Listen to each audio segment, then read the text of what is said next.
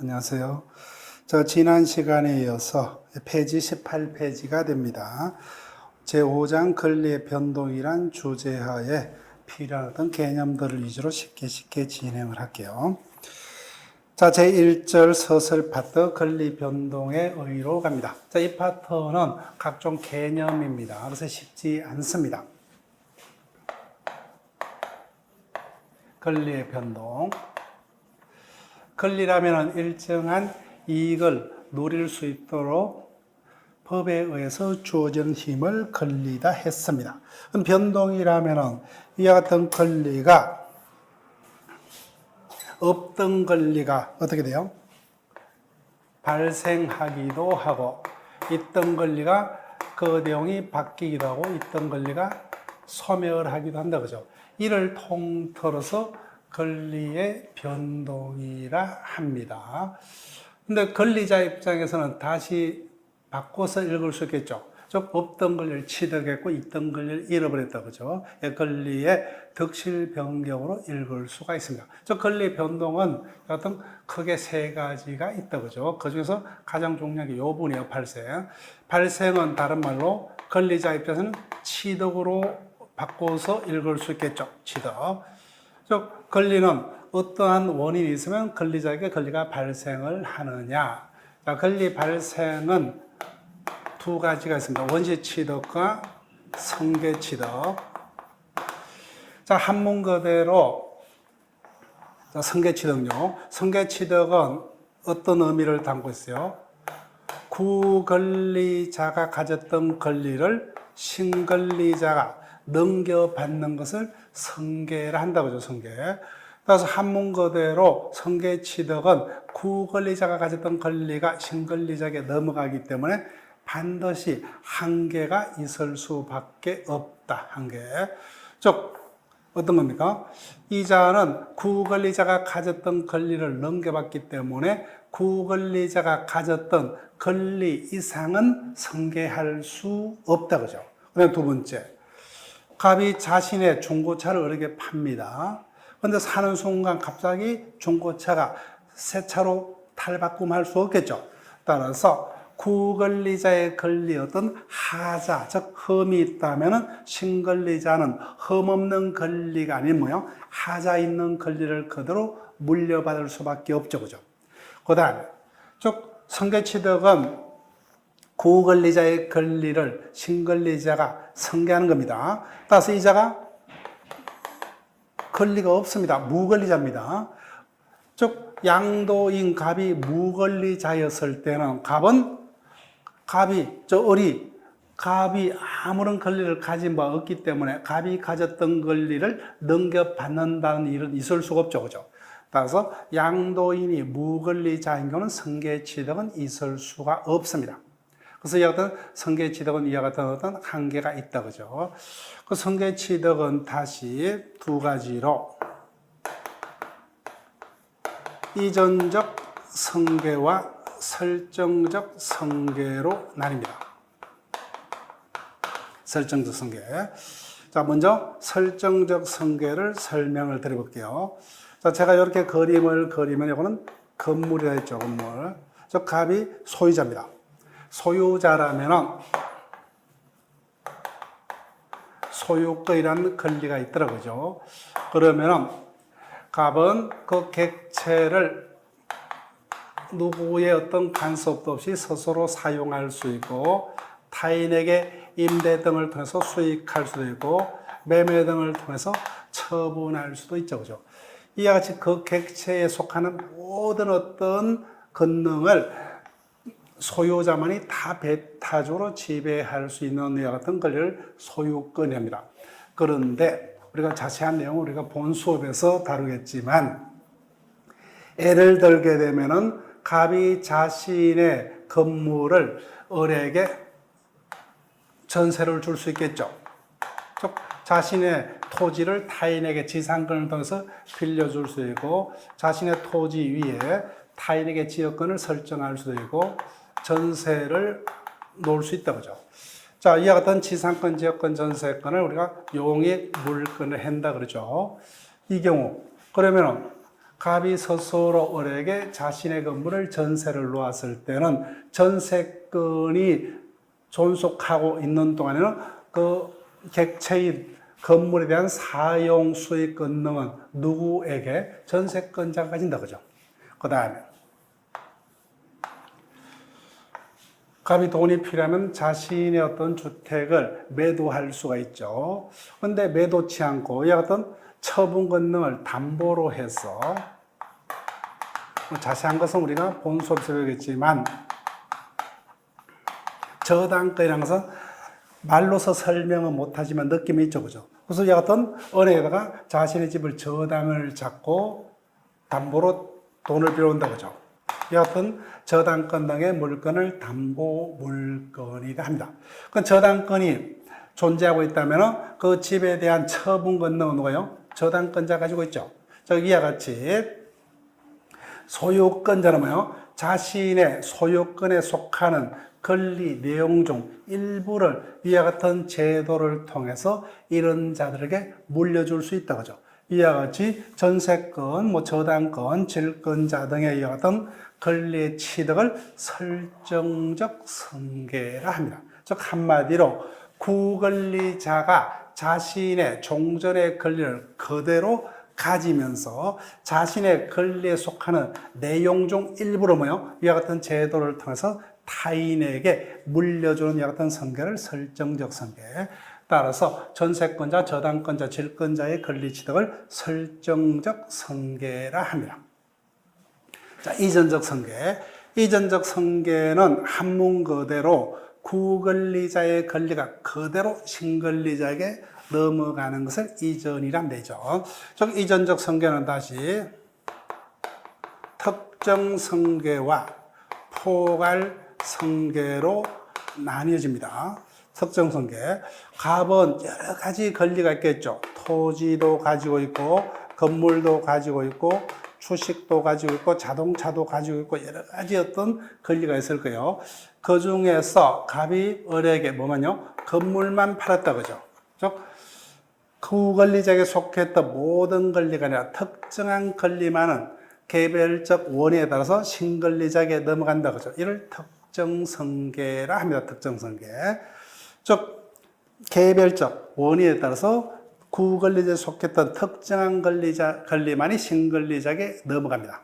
이와 같은 승계를 특정승계. 대표적인 게 매매라든지 교환, 정려 등이 여기에 해당하겠죠. 자, 포괄승계로 갑니다. 갑이 사망을 합니다. 상속인으로는 을밖에 없습니다. 그럼 갑에게 존재했던 모든 권리 업무가 모두 한꺼번에 상속인에게 다 넘어가죠. 이와 같은 승계를 포괄승계. 즉 하나의 원인이 있다면은 구권리자에 속했던 모든 권리 업무가 통째로 신권리자에게 다 한꺼번에 넘어간다, 그죠? 이와 같은 이전적 승계를 포괄승계, 상속, 합병 등이 대표적입니다. 자, 그러면 우리가 승계를 봤어요. 그럼 승계가 아닌 모든 것은 원시에 해당합니다. 원시. 즉 원시 취득이라면 권리자가 타인의 권리를 토대로 권리를 취득하는 것이 아니라 자신이 새로운 원인에서 독자적으로 그 권리를 새롭게 취득한 것을 모두 원시라 합니다. 따라서 우리는 어떻게 공부를 할 필요성이 있다. 승계는 우리가 충분히 이해를 통해서 그 내용들을 기억할 수가 있습니다. 그래서 여기에 속하지 아니한 것들은 다 원시 취득으로 다 우리가 포함되는 걸로 이와 같은 방법으로 우리가 계속 공부를 할 필요가 있습니다. 자, 여기까지 볼게요. 자, 권리 변동의. 자, 우리 사람은 사회에서 공동체 한 무리로서 생활을 하고 있다, 그죠? 이와 같은 우리의 사회생활 중 법에 의해서 규율되는 생활관계를 법률관계라 하고, 이와 같은 법률관계는 권리와 의무의 관계로 나타나는 게 원칙이다 했죠, 그죠? 그래서 일정한 어떤 원인이 있으면 권리가 발생, 변경, 소멸됩니다. 이와 같은 현상을 권리의 변동, 다른 말로 법률관계의 변동이라 합니다. 그래서 권리의 변동은 발생, 변경, 소멸이 있죠. 그 중에 발생이 제일 중요하다, 그죠? 그 발생은 크게 두 가지. 성계취득과 원시취득. 그래서 이 부분이 이 파트에서 출제가 된다면 제일 많이 출제가 되는 논점이에요. 원시취득을 위주로 주로 답을 구하고 있습니다. 자, 원시취득. 원시취득이라면 권리자가 권리를 취득함에 있어서 타인이 가졌던 권리를 토대로 권리를 취득하는 게 아니라 새로운 원에서 자신이 처음으로 해당 권리를 취득하는 것을 원시라 합니다. 쉽게 말하면 성계취득이 아닌 것은 다 원시에 해당합니다. 즉 성계취득은 구권리자가 가졌던 권리를 넘겨받는 거죠. 성계가 아닌 것은 다 원시에 해당합니다. 대표적인 게 건물의 신축, 그 다음에 우리가 잘 모르지만 취득시효라든지, 그 다음 당연히 출생으로 인한 인격권, 가족권의 취득, 이와 같은 것들이 원시취득에 해당합니다. 자, 성계취득. 성계취득이라면 한문 그대로 타인, 즉 구권리자에게 속했던 권리를 신권리자가 넘겨받는다, 그죠? 그때 그 모습에 따라서 이전적 성계도 있고 설정적 성계도 있다. 그 중에 설정적 성계라면 구권리자가 자신의 종전의 권리를 그대로 가지면서 권리 내용 중 일부를 여튼 전세, 저당 등을 통해서 저당권자, 전세권자에게 넘기는 여튼 성계를 설정이라 하고, 이전적 성계라면은 구권리자의 권리가 그대로 신권리자에 넘어가죠. 그럼 구권리자는 종전에 가졌던 권리를 잃어버리게 되겠죠. 그 구권리자가 가졌던 권리는 그대로 신권리자에게 넘어가죠. 이를 이전적 성계라 하는데, 개개 권리마다 따로따로 넘어갔을 특정 성계, 매매 등이 여기에 해당하고, 구권리자에 속했던 모든 권리가 통째로 신권리자에 한꺼번에 다 넘어가죠. 이를 포괄적 성계, 상속 등이 여기에 해당합니다. 자, 지금까지 취득까지 봤습니다. 그 다음에 19페이지요. 권리의 변경. 두 번째 모습이다, 그죠? 발생까지는 봤어요. 변경은 권리가 바뀌죠. 자, 바뀌는 모습은 세 가지가 있어요. 주체의 변경, 즉 권리의 주인이 바뀌다, 그죠? 그 다음에 내용의 변경, 그 다음에 작용의 변경이 있습니다. 그러니까 주체의 변경은 쉽습니다. 주체의 변경은 어느 겁니까? 이전적 성계를 변경체계로 바라본 거에 불과하죠. 즉 갑이 자신의 건물을 어떻게 팝니다. 이게 이전적 성계죠. 그런데 주인이 바뀌었다는 면에서 바라보게 되면 주체의 변경이 되죠. 기존의 갑이 건물에 대한 소유자였다가 이제는 을이 소유자가 되죠. 이전적 성계를 변경의 측면에서 바라본 거에 해당합니다. 자, 내용의 변경. 내용의 변경은 다시 질적 변경과 양적 변경이 있습니다. 그 다음에 작용의 변경은 다른 말로 혈액의 변경이라고도 합니다. 자, 내용의 변경 파트는 우리가 본소에서 주로 할 거예요. 일단 권리 변동은 이 파트가 주가 됩니다. 자, 먼저 작용의 변경은 쉬워요. 오늘로서 우리가 충분히 이해를 할 수가 있는데, 갑 소유 토지 위에 A가 1번 저당권을 가지고 있습니다. 여기서 B가 2번 저당권을 가지고 있다. 그런데 1번 저당권자 A의 1번 저당권이 어떤 이유가 됐든, 즉 변제 등으로 인해서 1번 저당권이 소멸을 합니다. 그러면 B는 원래 몇 번이었어요? 2번 저당권자였죠. 근데 자기보다 선순위 1번 저당권이 소멸을 함으로써 자신의 저당권이 몇 번으로? 1번으로 올라가죠. 그죠? 이와 같은 변경은 작용의 변경, 다른 말로 혈액의 변경이랍니다. 저당권의 순위 승진 등이 대표적이고, 자, 지금까지 변경까지 봤다, 그죠? 그 다음에 소멸요. 자, 우리가 권리 파트에서 봤던 것도 용어 설명의 연장선입니다. 절대적 소멸, 그 다음에 상대적 소멸. 자, 민법에서 절대라면 어떤 의미로요? 누구에게라고 그러죠? 즉, 권리의 절대적 소멸이라면 해당 권리가 사에서 완전히 없어지는 거예요. 없어요. 저 건물이 있었습니다. 근데 건물이 화재 등으로 소실됐어요. 그러면 건물에 대한 소유권은 누구에게로부터 사라졌죠. 이와 같은 소멸을 절대적 소멸이라고, 상대적 소멸은 이전적 성계를 소멸의 측면에서 바라본 것에 불과합니다. 갑이 자신의 토지를 을에게 매도했습니다. 그럼 매도인인 갑은 뭐요? 소유권을 잃어버렸지만 그 소유권은 사에서 누가? 새로운 어떤 매수인인 을이 여전히 그 토지에 대한 소유권을 가지고 있다 그죠? 예, 주인만 바뀐 거죠. 이와 같은 어떤 소멸의 모습을 상대적 소멸이라 합니다. 자, 지금까지 권리의 변동과에서 개념을 설명을 드렸습니다. 자, 그 다음에 권리의 변동의 원인으로 갑니다. 자, 이와 같이 없던 권리가 발생, 변경, 소멸을 합니다. 이와 같은 권리 변동은 그냥 일어나는 게 아니죠. 이와 같은 권리 변동은 원인이 있어야 됩니다. 그래서 이와 같은 권리 변동을 가져오는 원인은 무수히 많겠죠. 근데 이와 같은 권리 변동을 가져오는 원인을 통틀어서 법률 요건이라 한다, 요건. 권리 변동을 일으키는 어떤 원인은 무수히 많습니다. 이를 통틀어서 법률 요건이 합니다. 자, 앞에서 봤던 몇 가지를 볼게요. 갑의 토지가 을이 새로이 소유권을 취득했어요. 자꾸 소유권을 취득한 원인은 매매도 될 수가 있고, 그죠? 그 다음에 상속이 원인이 될 수도 있고, 경매가 원인이 될 수도 있고, 그 다음에 잘 모르지만 시효 취득이 그 원인이 될 수 있고, 여러 가지 어떤 이와 같이 을이 갑에 속했던 권리를 자신의 것으로 취득한 원인은 다양한 것들이 있겠죠.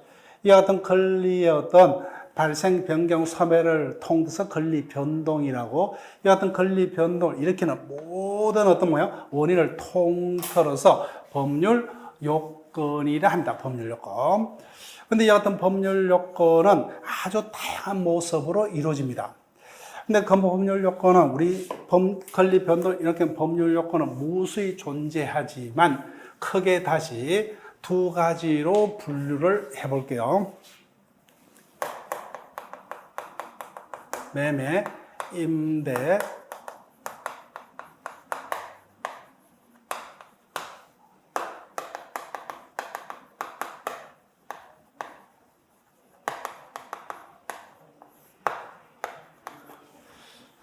자, 앞에서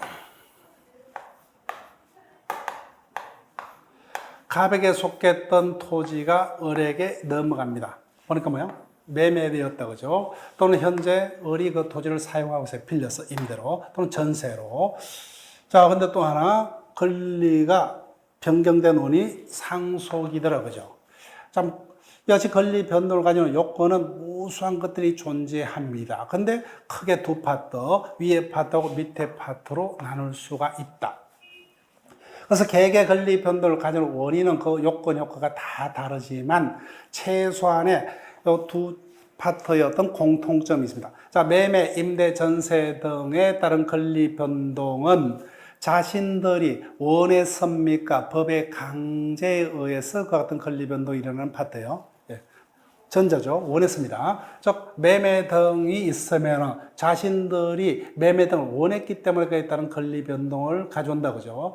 이와 같이 매매, 임대, 전세 등 자신들이 그 권리 변동을 원했기 때문에 그에 따른 권리 변동이란 법률 효과가 발생케 되는 원인을 통틀어서 법률 행위다. 그렇게 학자들이 이름을 붙입니다.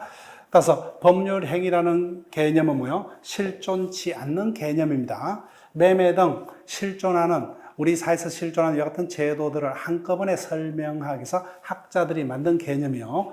그래서 법률 행위나 매매 등 무수한 것들이 여기에 속한다, 그죠? 즉 한마디로 매매 등 개개 요건, 효과는 다 다르지만 공통적인 요건이 자신들이 그 권리 변동을 원했고, 그래서 일정한 요건이 구비되면 자신들이 원한 대로의 어떤 권리 변동이 일어나더라고요. 이 어떤 매매 등 자신들이 원하는 대로의 어떤 권리 변동을 가져오는 요건을 통틀어서 법률 행위이다 합니다. 근데 두 번째, 상속, 원해서가 아니죠. 일정한 자가 사망하면 당연히 그 자와 일정한 어떤 친족적 지에 있는 상속인에게 법에 의해서 상속이 일어나죠. 그다음 불법행위, 즉 가해자의 잘못으로 교통사고를 일으켰습니다. 자신이 원한 바는 없지만 어떤 불법에 의가 있으면 그에 따라서 피해자에게 발생한 재산상 손해에 대해서 가해자가 손해배상 책임을 져야 되죠. 이와 같은 어떤 법률 효과가 발생합니다. 다 원해서가 아니라 뭐요? 일정한 법이 정하는 요건이 구비되면 그에 따른 이와 같은 권리 변동을 가져옵니다. 이를 통틀어서 법률 규정이다 합니다. 그래서 여기도 뭐요? 상속 등 무수한 것들이 여기에 속하죠. 그래서 권리 변동을 가져오는 어떤 원인인 법률 요건은 무수한 것들이지만 크게 두 가지. 자신들이 그 같은 권리 변동을 원했기 때문에 그에 따른 권리 변동을 가져오는 매매 등의 법률 요건을 법률 행위. 그 다음에 뭐요? 상속 등의 법에서 규정된 사실이 인정되면 그에 따른 어떤 권리 변동을 이렇게 법률 요건을 법률 규정이라 합니다. 자, 여기까지 볼게요. 권리 변동의 원인 로마자 2번.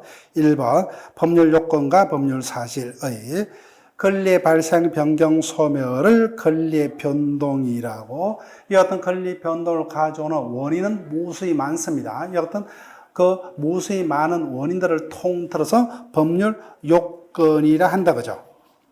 그래서 이와 같은 법률 요건이 존재하면 그에 따른 법률 효과로서 권리 변동이 일어납니다. 자, 2번요. 법률 요건의 종류.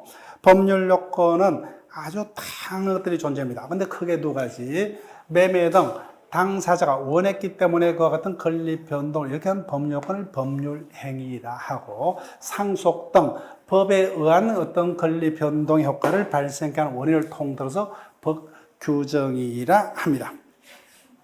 자, 그 다음에 3번 법률 사실요. 그래서 이와 같은 법률 요건은 하나 이상의 사실로서 구성이 됩니다.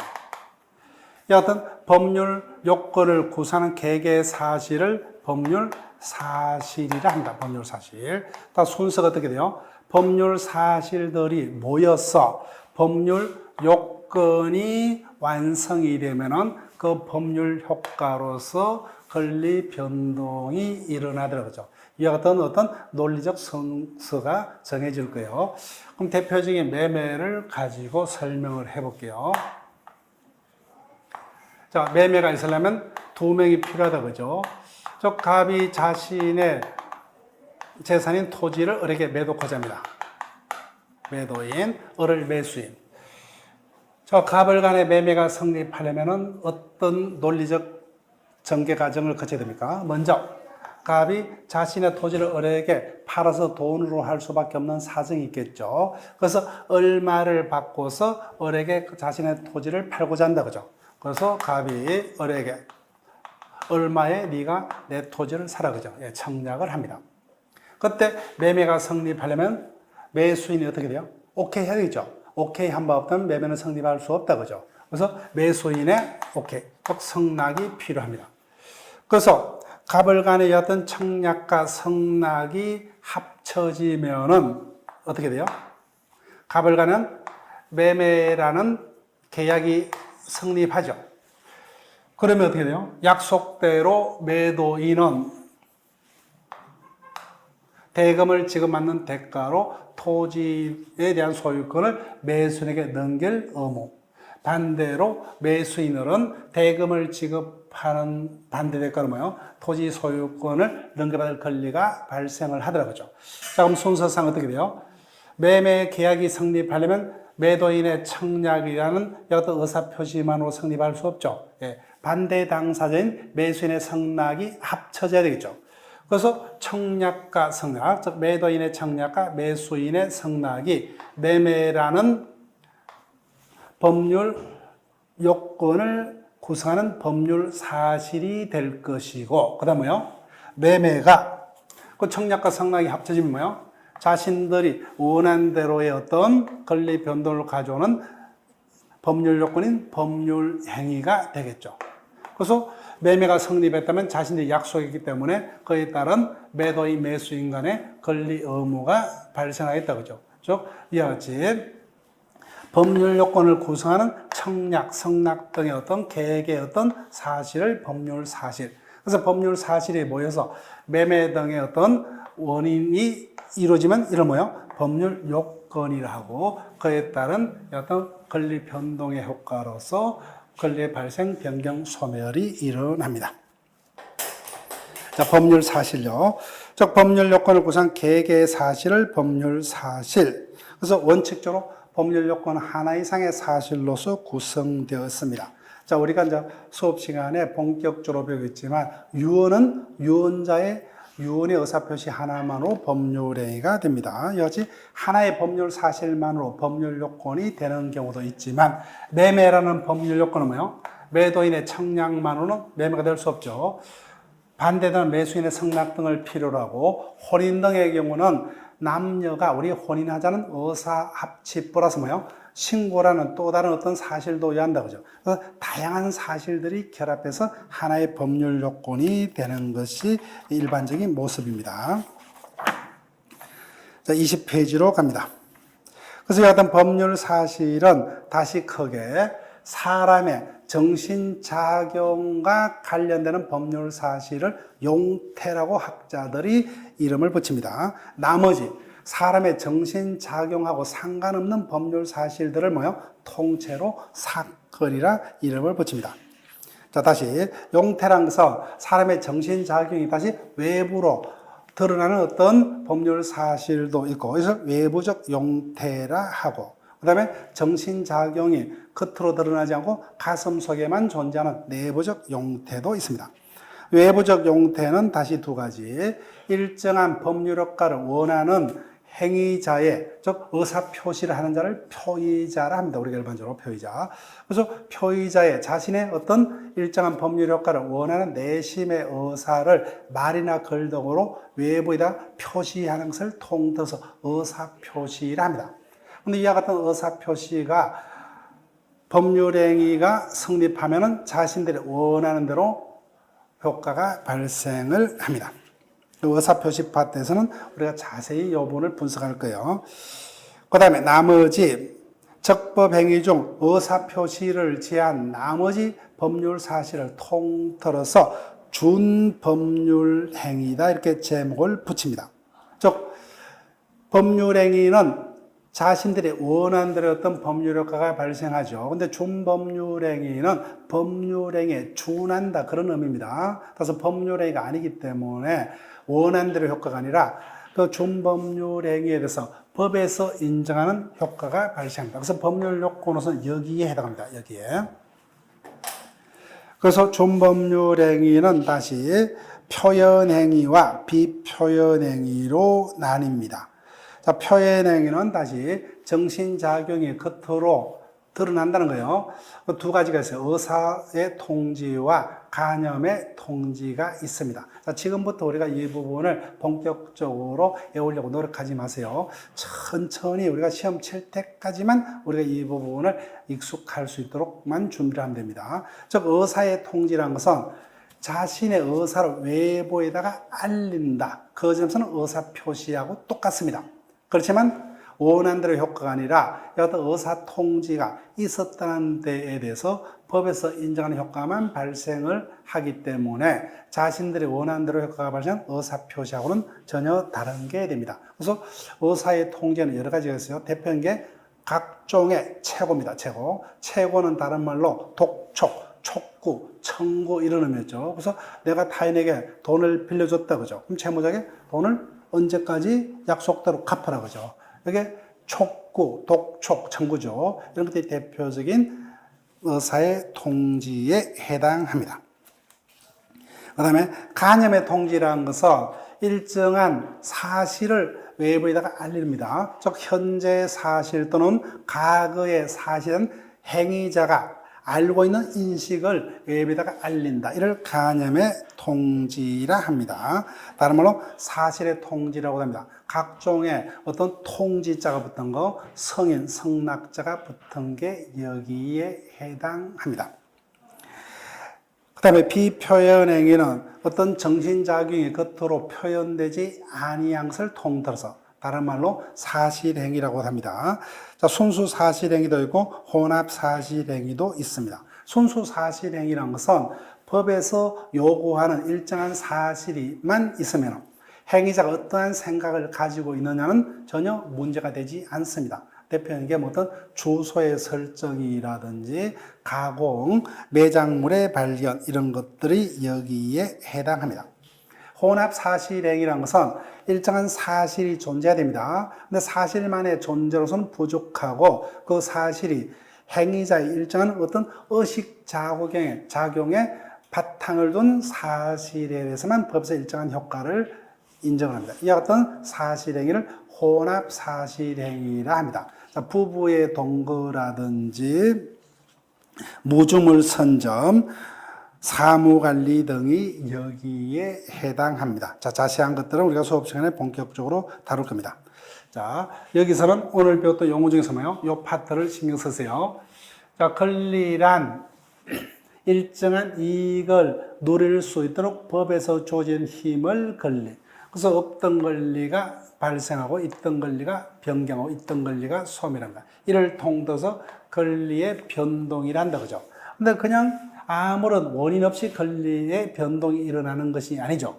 어떤 권리 변동을 가져오는 원인은 무수한 것들이 있다 그죠? 이를 법률 요건이라 한다. 근데 법률 요건은 크게 두 가지. 매매, 임대 등 자신들의 그에 따른 어떤 권리 변동을 원했기 때문에 그에 따른 권리 변동을 가져오는 법률 요건을 학자들이 법률 행위라 하더라. 자, 나머지 또 하나는 뭐예요? 상속 등과 같이 법에서 정하는 일정한 어떤 사실이 인정되면은 법에서 인정한 대로 권리 변동이 일어나더라고요. 이와 같은 어떤 요건을 법률 규정이라 합니다. 그래서 이와 같은 법률 요건은 하나 이상의 사실로서 이루어집니다. 이와 같은 권리 변동을 가져오는 원인인 법률 요건을 구성하는 개개의 사실을 법률 사실이라 하더라. 그래서 논리적 전개 순서는 법률 사실들이 모여서 법률 요건이 완성되면 그 효과로서 권리 변동이 당사자 사이에서 발생을 하더라고요. 그래서 매매를 예를 들면 매도인의 청약과 매수인의 성낙이란 어떤 청약과 성낙의 합치가 있으면은 그에 따라서 당사자의 매매가 성립하고 매매가 성립하면 자신의 약속대로 매도인에게 매수인에게 일정한 권리 의무가 발생을 하더라고요. 따라서 청약과 성낙이 매매라는 법률 요건을 구사하는 법률 사실에 해당하고 그에 따라서 성립한 매매가 법률 요건이고 그래서 법률 요건이 매매가 완성되면 매도인과 매수인 사이에 일정한 권리 의무가 발생을 하더라고요. 이와 같은 법률 효과가 권리 변동에 해당합니다. 자, 지금까지 법률 요건과 법률 사실한 개념을 설명을 드렸습니다. 그 다음에 위법행위란 것은 법에서 그 효과를 부정하는 거죠. 채무불이행과 불법행위가 이에 해당하고, 자, 내부적 용태라면은 정신작용이 외부로 표현되지 않고 가슴 속에만 존재하는 겁니다. 즉, 간접적 용태라면은 우리가 알고 있던 선의, 악의 이런 것들을 말합니다. 즉, 선이란 것은 뭐예요? 일정한 사실을 모른다, 그죠? 악이란 것을 알고 있다. 즉, 일정한 사실의 인식 등이 여기에 해당하고, 의사적 용태라면 행위자가 가슴속에 일정한 의사를 가지고 있느냐, 소유의 의사라든지 채무변제에서 제3자의 채무변제에서 채무자의 허용 등의 의사 등이 여기에 해당합니다. 자, 시험 가서 크게 중요치는 아니한 어떤 파트에 해당합니다. 그 파트는. 자, 사건요. 즉 법률 사실 중 사람의 정신작용과 관계없는 나머지 모든 사실들은 뭐예요? 통째로 사건이라 합니다. 사건. 그래서 내가 태어나고 싶다고 해서 태어난 게 아니죠. 죽기 싫다 해서 죽지 않는 게 아니다. 그죠? 예, 때가 되면 출생하고 사망합니다. 때가 되면 사과가 열리고 떨어지죠. 이와 같은 사람의 출생, 사망, 시간의 경과, 자연적인 어떤 물건의 발생, 멸실 등이 통틀어서 사건이라 합니다. 자, 우리는 이 파트, 요 논리적 가정, 요 파트를 요번 어떤 기초반에서는 신경을 쓰시면 돼요. 자, 그럼 21페이지 제2절 법률 행위로 옵니다. 그래서 이와 같은 권리 변동을 가져오는 법률 요건은 다양한 것들인데 크게 두 가지죠. 그죠? 당사자가 원한 대로의 어떤 권리 변동을 가져오는 법률 요건인 법률 행위와 원한대로의 어떤 권리 변동이 아닌 법에서 인정하는 어떤 법률 효과만 발생하는 법 규정 두 가지가 있다. 당연히 법률 행위에 대한 내용이 압도적으로 중요하겠죠. 그래서 법률 행위 파트는 다양한 어떤 논점들이 출제가 됩니다. 그래서 법률 행위에는 무수한 것들이 여기에 속한다 그죠? 법률 행위. 법률 행위는 무수한 것들이 속합니다. 매매라든지 임대, 고용, 도급 등 무수한 것들이 법률 행위에 속합니다. 그래서 개개 법률 행위 요건, 효과는 다 달라요.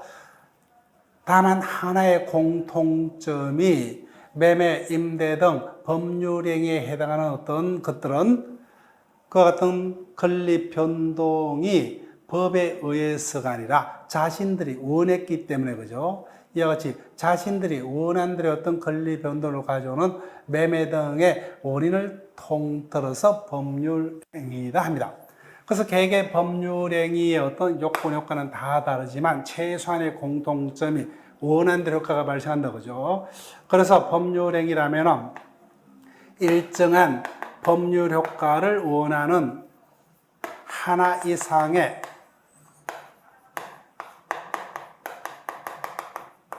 의사 표시를 필수 요소로 하는 법률 요건을 법률 행위를 한다.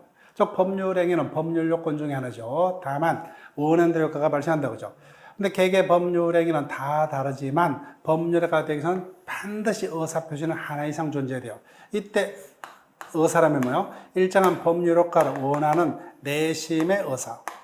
그다음에 표시는 어떤 내심에서 원했던 어떤 의사를 말이나 글 등으로 대에다가 표시하는 것을 표시합니다. 이것을 통틀어서 의사 표시라 합니다. 자, 그럼 볼게요.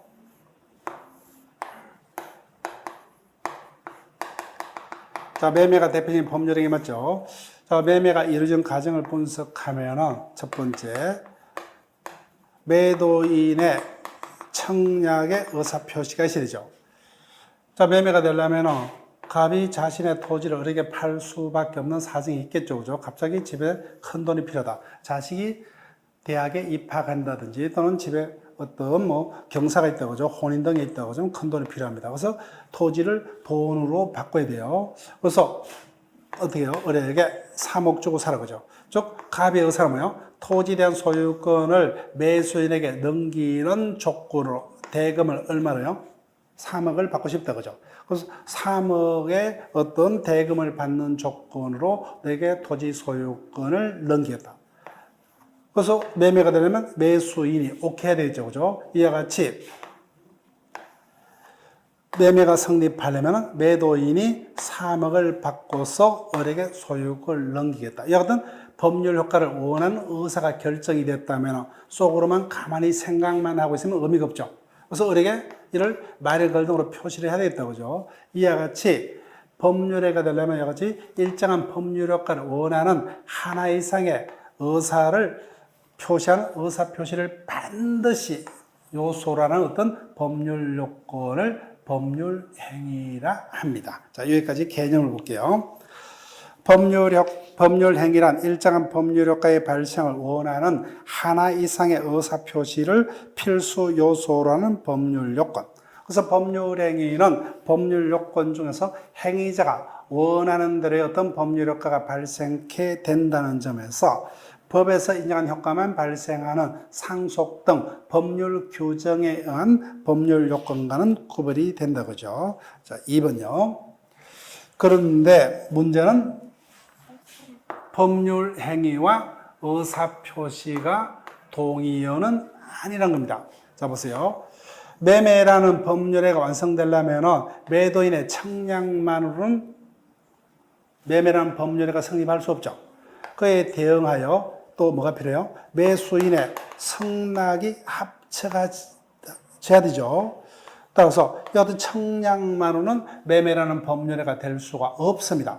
그렇지만 이와 같은 청약이 없는 경우에는 매매는 있을 수가 없죠. 그죠? 따라서 의사표시가 곧 니꼬르 법률행위는 아닙니다. 다만 예외적으로 유언의 경우는 유언의 의사표시 하나만으로 된다. 그죠? 이와 같이 뭐 유언이라든지 취소, 해제 등 자세한 개념들을 우리가 수업 시간에 계속 배우겠지만 행위자의 어떤 하나의 의사표시만으로 법률가 완성되는 경우도 있습니다. 그렇지만 매매 등의 경우는요, 청약만 안 되죠. 성낙의 의사표시가 또 필요하고, 혼인이라면 남녀의 혼인 의사의 합치만으로 혼인이 성립하지 않죠. 신고를 해야 되죠. 그죠? 그래야만 혼인이 비로소 성립합니다. 이와 같이 의사표시만으로 혼인이라는 법률이 완성될 수 없죠. 그래서 여러 가지 어떤 사실들이 모여서 법률행위가 비로소 완성이 됩니다. 그래서 개개 법률행위는 다 다르지만 최소한의 공통점이 매매라는 법률행위도 뭐요? 반드시 이와 같은 의사표시가 하나 이상 반드시 존재를 해야 되고, 혼인 등의 법률에도 뭐요? 의사표시는 반드시 존재해야 된다. 그죠? 이와 같이 나머지 요건들은 다 다를 수 있지만 최소한 의사표시는 반드시 하나 이상의 존재가 있어야 됩니다. 따라서 의사표시가 없는 것은 법률행위가 될 수가 없다. 따라서 의사표시는 반드시 존재하는 뭐예요? 법률행위를 구성하는 뭐가 돼요? 법률 사실이 되죠. 법률 사실. 법률 사실인데 반드시 필요한 필수적 법률 사실에 해당하더라고요. 그죠? 자, 여기까지 볼게요. 의사표시와 관계, 양자는 동의어가 아니다. 유언 등과 같이 하나의 의사표시만으로 법률행위가 되는 경우도 있지만 매매 등 계약 경우는 두 개 이상의 의사표시의 합치가 필요하고, 혼인 등의 경우는 의사표시 합치 이외에 신고란 또 다른 사실이 필요하다. 그죠? 그래서 의사표시는 법률행위를 구성하는 필수적인 어떤 법률 사실에 해당합니다. 그래서 매매 등 여러 가지가 법률행위에 해당했죠. 그래서 그 법률행위는 여러 가지 기준에서 나눌 수가 있습니다. 가장 대표적인 기본적인 분류 방법이 의사표시가 몇 개냐, 그러면요, 그 의사표시가 여러 개 있을 때 그 방향이 어떻게 되느냐에 따라서 법률행위는 단독행위, 그 다음에 계약, 합동행위로 구분합니다. 자, 단독행위라면 말 그대로 뭐예요? 상대방의 의사표시는 필요 없습니다. 행위자의 하나의 의사표시만 있으면 그에 따른 법률행위가 성립합니다. 이와 같은 법률행위를 단독행위라 합니다. 단독행위. 자, 행위자의 하나의 의사표시만으로 성립하는 법률행위. 이 어떤 단독행위는 다시 상대방이 있는 단독행위도 있고 상대방이 없는 단독행위도 있습니다. 자, 상대방이 있는 단독행위가 대부분입니다. 근데 상대방이 없는 단독행위, 대표적인 게 유언, 유정도 유언의 일종입니다. 유언, 유정, 소유권 포기, 재단법인 설립행위, 상속의 포기 등이 여기에 해당합니다. 자, 어떤 차이점이 있느냐는 겁니다.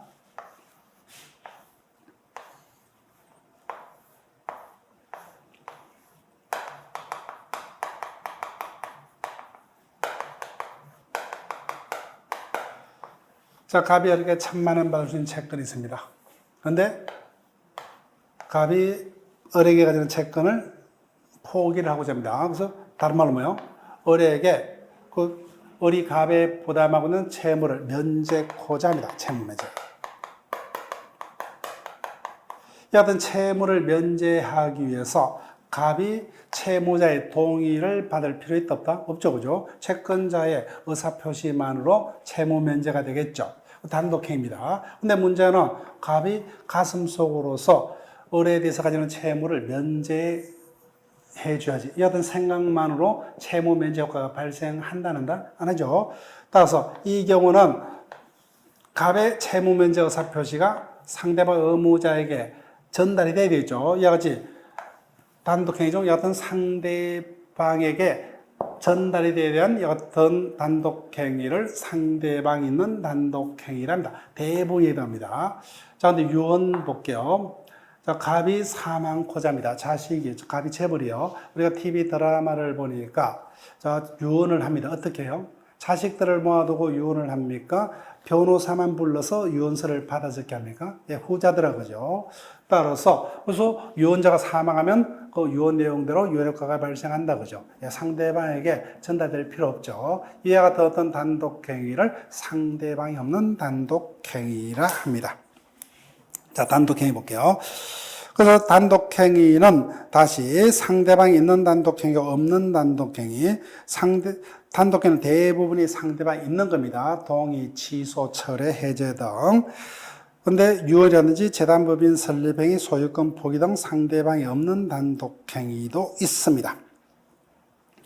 자, 양자의 차이점은 상대방이 있는 경우는 그 법률행위가 효력을 발생하기 위해서는 갑의 의사표시가 상대방에게 도달돼야 되죠. 근데 상대방이 없는 경우는 그럴 필요가 없다, 그죠? 그 점에서 차이가 납니다. 자, 그 다음 계약요. 계약. 대표적인 경우죠. 갑의 청량만으로는 매매 계약이 성립할 수 없죠. 매수인 을의 성낙 의사표시가 합치가 돼야 돼요. 근데 이때 갑을의 의사표시의 합치는 같은 방향에서의 합치입니까? 대립되는 반대 방향에서 합치요. 예. 반대 방향에서의 합치라고 하죠. 즉, 당연히 매도인의 생각은 조금이라도 더 가격을 많이 받고자 하고 매수인은 조금이라도 싸게 사고자 하죠. 그래서 서로서로 양보해서 가운데서 만납니다. 따라서 계약이라 하면은 대립되는 의사표시의 합치를 계약이라 합니다. 그래서 이 같은 계약은 다시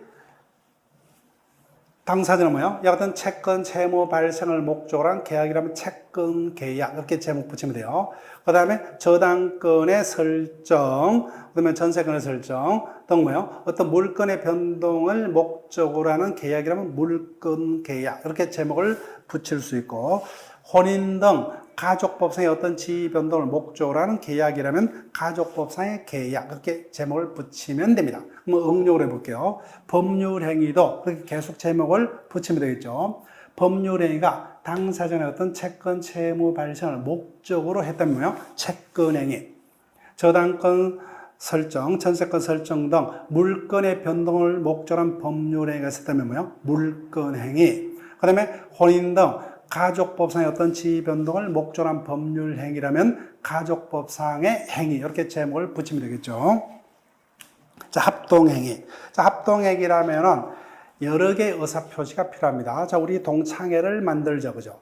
그러면 2명 이상이 필요하죠. 근데 의사표시가 동창회 설립이란 하나의 공통적인 목표 달성을 위해서, 그죠? 같은 방향에서 여러 개의 의사표시 합치로 일어나는 어떤 법률행위를 합동행위랍니다. 사단법인 설립행위가 대표적으로 여기에 해당합니다. 자, 그러면 법률행위의 개념까지요. 매매, 임대 등은 최소한의 공통점이 자신들이 원했기 때문에 그와 같은 건립 변동이란 법효과가 발생하더라고요. 이와 같이 자신들이 원하는 대로 어떤 법률효과의 발생, 변동을 가져오는 어떤 법률 요건을 법률행위라 하더라고요. 그래서 개개 법률행위의 효과는 다 다르지만 최소한 법률행위가 되기 위해서는 일정한 법률 효과를 원하는 하나 이상의 의사표시를 반드시 필수 요소로 하더라고요. 따라서 이와 같은 법률행위는 다양한 어떤 기준에서 나눌 수가 있는데, 이와 같은 의사표시를 기준으로 표의자, 즉 의사표시를 하는 자를 표의자라 합니다. 즉 표의자의 하나의 의사표시만으로 법률행위가 완성되는 유언 등의 법률행위를 단독행위라고, 매매 등과 같이 의사표시가 여러 개가 필요하다고 그죠? 여러 개가 필요한데 매매 등과 같이 대립되는 어떤 복수 당사자 간의 의사표시 합치를 계약이라고, 사단법인 설립행위와 같이 하나의 사단 설립이란 공통 하나의 어떤 목표 달성을 위한 같은 방향의 의사표시 합치로 이루어진 법률행위를 합동행위라 합니다. 자, 여기까지 법률행위 어떤 개념과 그에 따른 단독행위, 계약, 합동행위의 개념을 간단하게 살폈습니다. 자, 이하 잠시 쉬었다가 법률의 요건 이하로 계속적으로 설명을 합니다.